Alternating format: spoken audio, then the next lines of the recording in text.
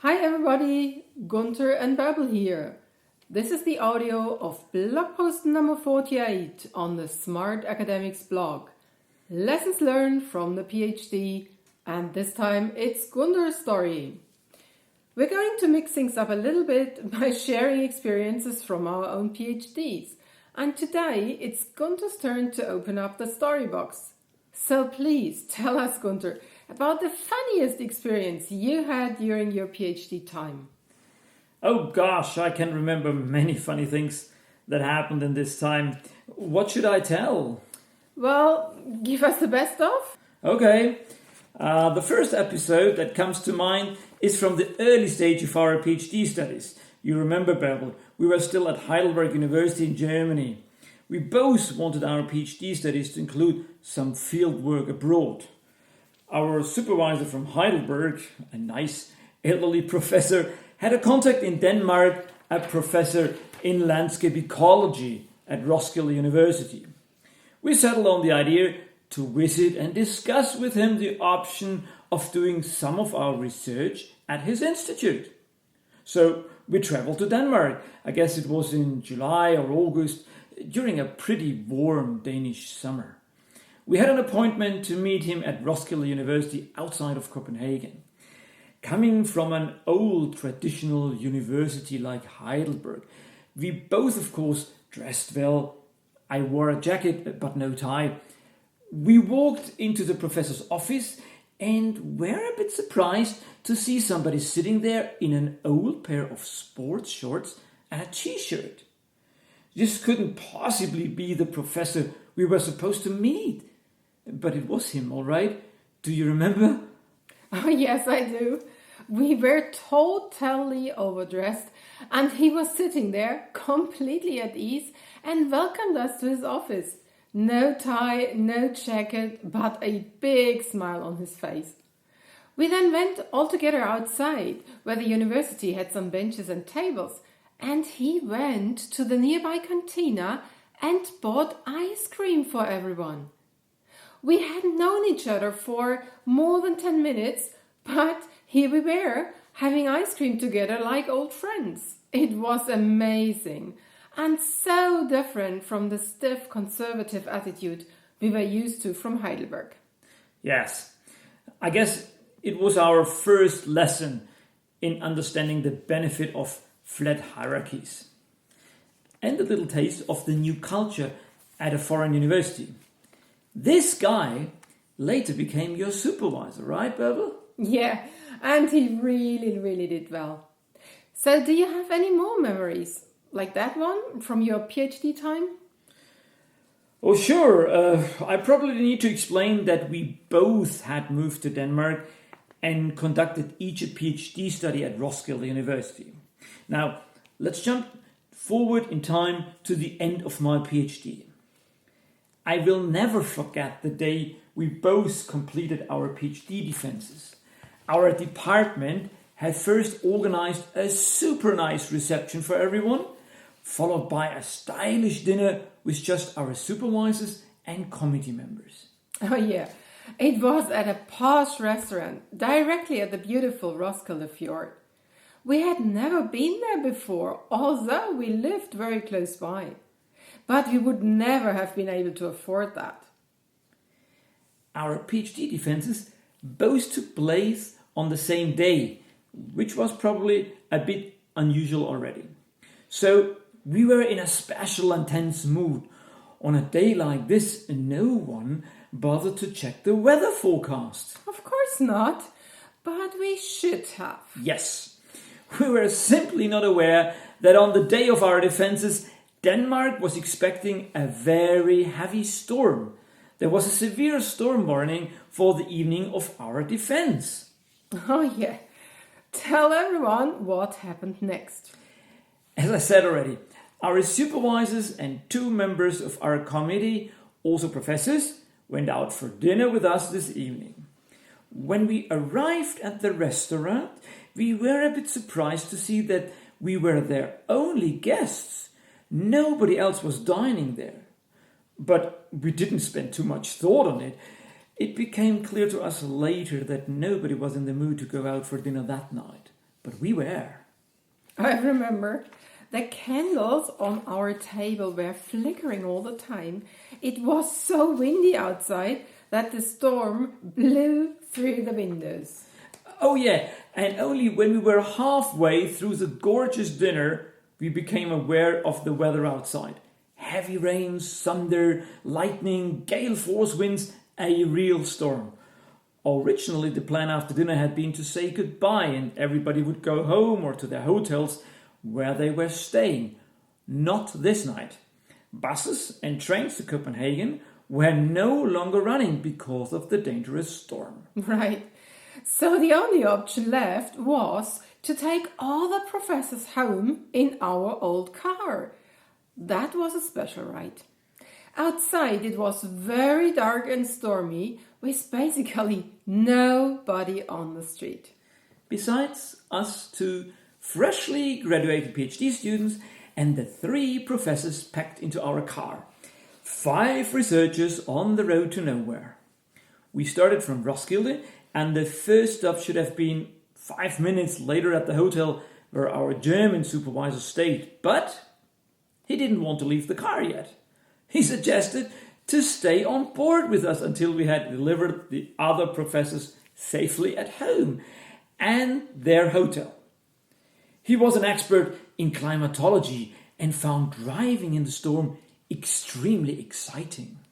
Yeah, he thought it was so fascinating to watch this bad weather outside up close, and he wanted to join us for the entire ride and asked us to bring him to the hotel last. Yeah, what normally would have been a 40-minute ride through Copenhagen took us more than 2 hours. There were broken trees and branches on the road, electric wires hanging down and flashing when they touched the ground. But the scientists in our car enjoyed being together and experiencing the natural forces. It was crazy. Okay, folks, here's the message to be learned from this. If you put 5 scientists into one car, it can be a dangerous ride because they all want to stay and observe, even when common sense tells you otherwise. By the way, was this experience your most dreadful one? Were you scared? Well, that was the funny thing. I don't think that we realized how dangerous this stormy ride through Greater Copenhagen was. I guess we only realized this in hindsight when the damage of the storm was on the news. So, the most dreadful experience of my PhD was something else entirely. Oh, no, I'm curious to hear that.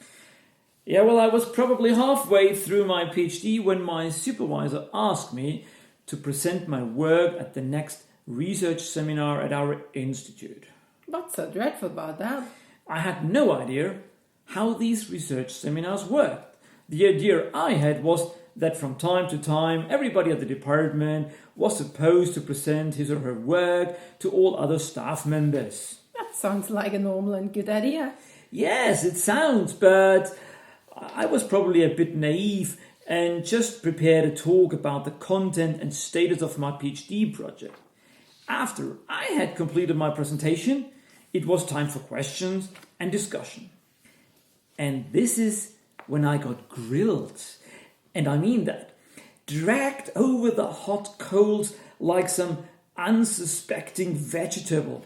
I got a whole bunch of nasty, critical, and, as I felt, just unfair questions and comments from members of the department. It goes without saying that these comments made me feel very uncomfortable. Some of the people commenting were from a total different field, and some of the criticism was, in my view, simply pointless. Right. Why do you think these colleagues did that? At the time, I was indeed scared that my work was so bad that these established researchers criticized me because it's lacking quality. However, after having talked to my supervisor and later attending some other seminars, I learned that this was all an extension of an academic fight between several groups inside our own department. People were criticized depending on which group they belonged to by members of the other group. So it was a political game? Yes. And I must say, this was when I learned how animosities and territories were played out and defined at a department. And what a ridiculous impact it had on the overall atmosphere. It was not helpful at all. Oh boy, this is probably something that quite a few PhD students have experienced. Becoming a plaything of institutional politics. But it is so important to realize and recognize it as such, and not start doubting the quality of your own work. This was for sure a big learning experience for you. Was there any other moment you learned a lot from, but maybe not such a negative one? Of course. One I would love to mention. Great, go ahead. A great experience was being able to get in touch with and listen to many of the big names and internationally very well respected professors in my field. I had the chance to meet them at conferences and PhD courses and could talk to them. That was exceptional. What was so special about these big names? What did you learn from them? Well, I particularly remember meeting 3 professors, which I did not know at all beforehand. I came in contact with them through my PhD research at Roskilde and got to know them personally. What excited you about these guys? The first one I met was an elderly retired professor from Israel. He was quite a character. First time I saw him... click, click. The first one I met was an elderly retired professor from Israel. He was quite a character. First time I saw him, I thought, what a strange person. What is he doing here? He constantly asked questions, even when nobody else was asking anything. He was intense and engaging in his comments, but my first impression was, this guy is rather irritating. However, I must say I met him many times afterwards and I learned that he was just very passionate about his work and about the work of others. He was keen on solving real-world problems that we as academics can sometimes forget in all the detail of our research. The great thing about him was he was always open to speak with anybody, even with me, a junior researcher. To experience this passion in a person was amazing to see. I was impressed. You said there were 2 more people like him that impressed you?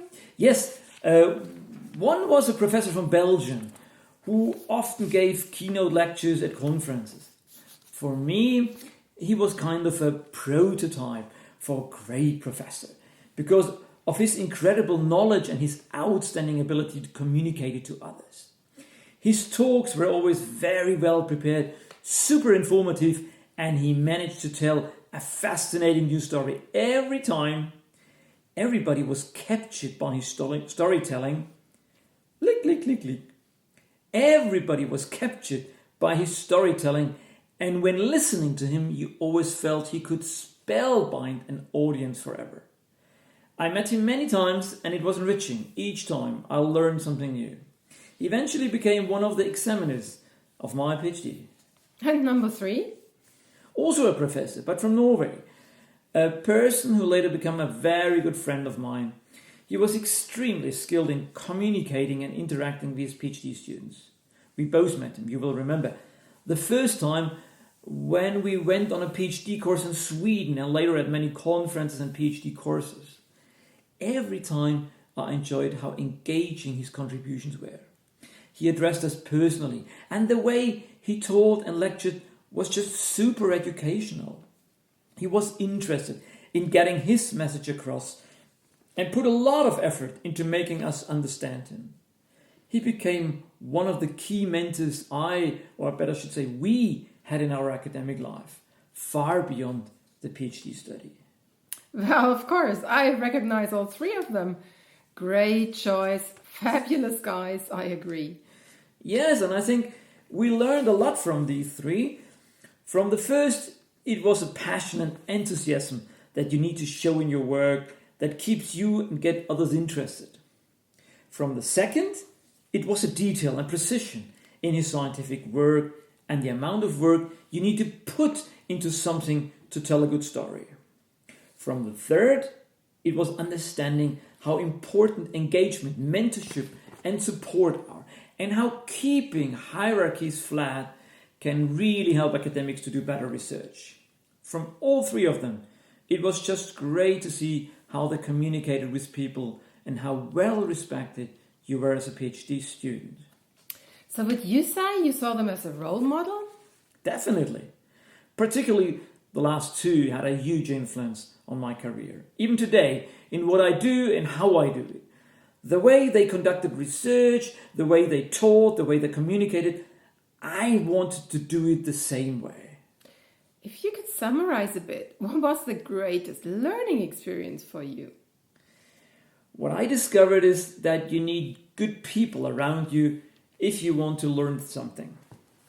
The greatest gift you can have during your PhD, probably in any educational situation, is a good teacher. You need somebody who's not only skilled in his or her academic field, but also is a great mentor and interested in your success. So true. That about wraps up our time here. I hope you've enjoyed the tales from our own PhD. Everyone will have some highlights and lowlights by the end, and all of those learning experiences will stay with you long after you've hung up your doctoral certificate on the wall. Remember, learning experiences come in all shapes and forms. So if you are struggling right now with something difficult, try to find the lesson you can take away to ensure you know a better way forward next time. Do you have a unique story you'd love to share with us from your PhD? We would be so curious to hear from you. Please send us an email to info@tressacademic.com